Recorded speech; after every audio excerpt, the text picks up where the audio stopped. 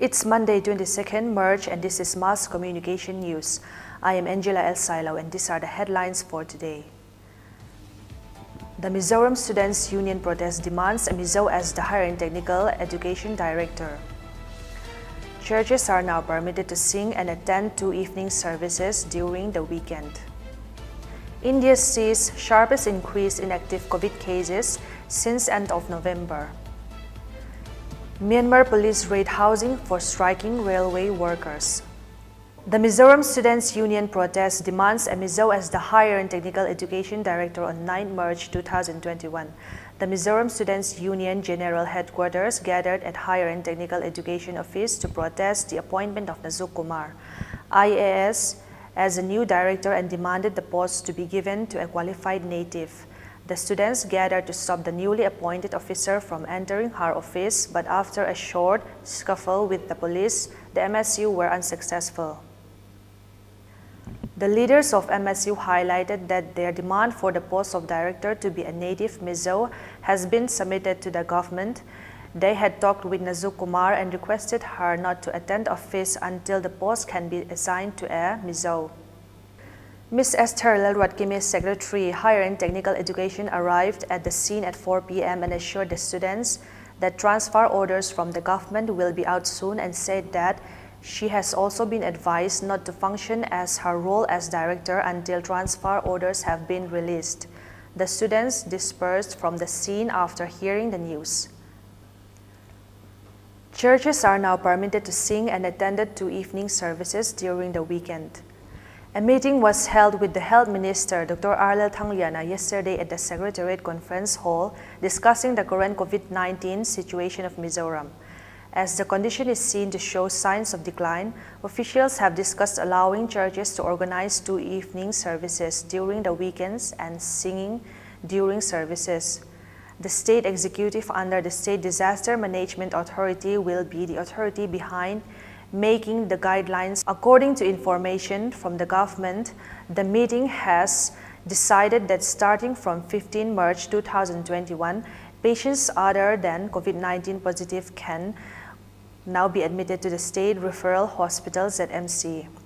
Officials have assured that there is no need to worry about safety, as wards along with the paths and doorways leading to these rooms have been made separately for COVID-19 patients and other patients of the hospital.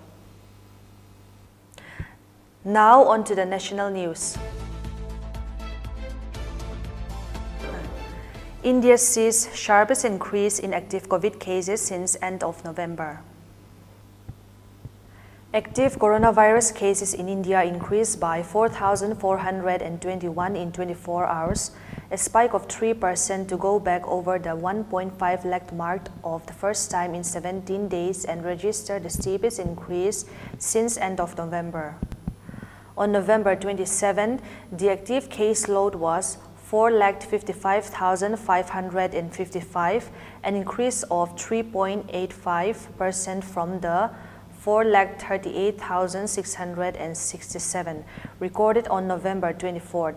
This is the 5th consecutive day in which active cases have increased. The 3% increase in active cases is also double that recorded this time last week, 1.5%, and a massive 2.9% bigger than 2 weeks ago. PM Modi says India media needs to go global. Prime Minister Narendra Modi said that today that not only Indian products but India's voice too is becoming more global, with the world paying more attention to the country. Inaugurating Patrika Gate in Jaipur and releasing 2 books authored by Patrika Group Chairman Gulab Kothari through a video conference. PM Modi said that Indian media also needs to go global at a time when the country enjoys a very strong presence at almost every international body. Now on to the international news. Myanmar police raid housing for striking railway workers. Myanmar security forces on Wednesday raided a neighborhood in the country's largest city that houses state railway workers who have gone on strike to protest last month's military coup.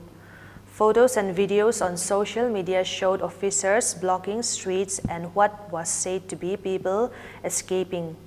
At least 3 arrests were reported but couldn't immediately be confirmed. There was no apparent resistance in the raid, and local media reported that the authors forced at least some residents from their homes. Myanmar has been roiled by protests and other acts of civil disobedience since February. One coup that toppled elected leader Aung San Suu Kyi's government just as it was to start its second term. The coup reversed years of slow process toward democracy in the Southeast Asian nation after 5 decades of military rule. The 90-year-old investor and Berkshire Hathaway chairman Warren Buffett's net worth reaches $100 billion. On the 10th of this month, the investors drove the stock of his company to record level.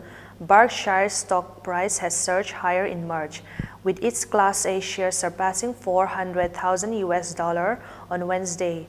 The company was a failing textile company when Buffett took control in 1965, and it now owns more than 90 business companies. Mr. Buffett's net worth would be higher. He had not began donating his Berkshire shares to the Bill and Melinda Gates Foundation and 4 other family charities starting from 2006, which has totaled more than $37 billion. Now moving on to sports news. Mizoram government to set up 5 sports schools in different parts of state in Mizoram. The state government has planned to set up 5 sports schools in different parts of the state.